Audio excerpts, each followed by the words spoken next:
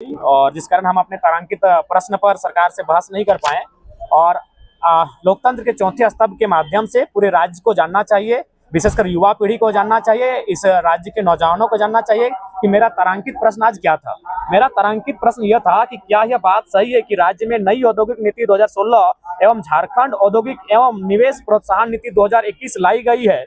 तो उत्तर था स्वीकार, यानी स्वीकारात्मक। फिर मेरा दूसरे खंड में प्रश्न था, क्या यह बात सही है कि औद्योगिक इकाइयों में स्थानीय लोगों से ज्यादा बाहर के लोग हैं। उस पर देखिए वो सरकार स्वीकार कर रही है, क्योंकि राज्य के युवाओं को आपके माध्यम से आज खासकर मेरा ये बयान सुनना चाहिए। ये सरकार का उत्तर है, मेरे तारांकित प्रश्न का सरकार का उत्तर है। सरकार का उत्तर ये है कि नियमावली के कार्यान्वयन हेतु विभाग द्वारा एक झार नियोजन पोर्टल विकसित किया गया है, जिस पर कुल 7,473 नियोजक निबंधित हैं, जिसके पे रोल पर उपलब्ध कर्मियों में से 2,46,473 कर्मी एंट्री है। यानी लगभग 2.5 लाख कर्मचारी हैं, कामगार हैं जो निजी उद्योगों में कार्यरत हैं। उनमें से सरकार उत्तर दे रही है कि मात्र 53,423 झारखंड के हैं। यानी चूंकि ये निजी उद्योग में भी, प्राइवेट सेक्टर में भी 75% नियोजन की बात झारखंडी को कहती है। अगर इसका अनुपात निकालेंगे, टोटल कितना है 2,46,473 और लोकल को कितना है 53,423, यानी 21% आता है। एकदम उल्टा। सर पे माथा चकराइए, सर पे हाथ लीजिए और इस राज्य के निर्माण को कोसिए। महापुरुष के बलिदान को आज कहीं ना कहीं महापुरुष भी आज धिक्कार रहेंगे इन नीतियों को। 21% झारखंडी है, यानी उल्टा।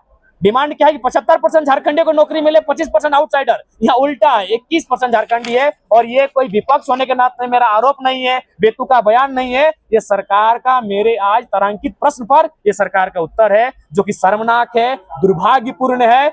इसीलिए मैं आपके माध्यम से राज्य की जनता, युवा को भी कहूंगा कि देख लीजिए आपके साथ, आपकी नौकरियों के साथ, आपके रोजगार के साथ किस प्रकार हकमारी हो रही है। और सरकार को भी चेताएंगे कि ये व्यवहार बंद हो, नहीं तो यहाँ के युवा करेंगे तो आखिर क्या करेंगे। आप बिल्कुल उल्टा, 80% आउटसाइडर हैं और मात्र 20% झारखंडी लोग कामगार के रूप में कार्य कर रहे हैं। तो स्थानीय आधारित नीति को लेकर आइए, झारखंड सुरक्षित है, इस पर निसंदेह। चाहे देखिए आदिवासी संस्कृति की अगर बात आए तो आदिवासी संस्कृति का मतलब यही है कि विशेष संरक्षण। आज अगर आप बहुत सारे जारवा एक समूह का आप नाम सुने होंगे, शायद अंडमान निकोबार या फिर किसी द्वीप समूह में है। अगर वहां कोई आउटसाइडर जाता है तो वे लोग तीर चलाने लगते हैं। तो उस क्षेत्र को प्रतिबंधित कर दिया है कि उनका जो माने सिस्टम है वो बाधित ना हो। तो झारखंड भी एक आदिवासी राज्य तभी है जब इनका सिस्टम बाधित ना हो। तो इसके लिए चाहिए, क्योंकि यहाँ अनुसूची 5 का भी मामला है, तो मेरे हिसाब से इस राज्य की सुरक्षा अति आवश्यक है। और ये तभी होगी जब एक पुख्ता स्थानीय नीति को तय किया जाएगा और जो सीएनटी और एसपीटी की जो कानूनी है उनको मजबूत और प्रभावी रूप से लागू किया जाएगा। अभी देखिए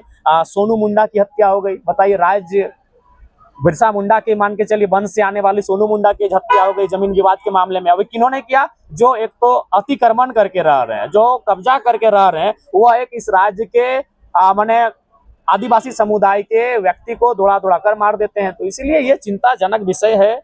इसकी चिंता पूरे राज्य को पक्ष विपक्ष भुलाकर करनी चाहिए, क्योंकि सवाल इस राज्य के जो मूल निवासी हैं, चाहे वो आदिवासी हो या मूलवासी हो, उनके अस्तित्व का, उनकी पहचान का सवाल है। अतः इस पर विशेष ध्यान केंद्रित करने की आवश्यकता है।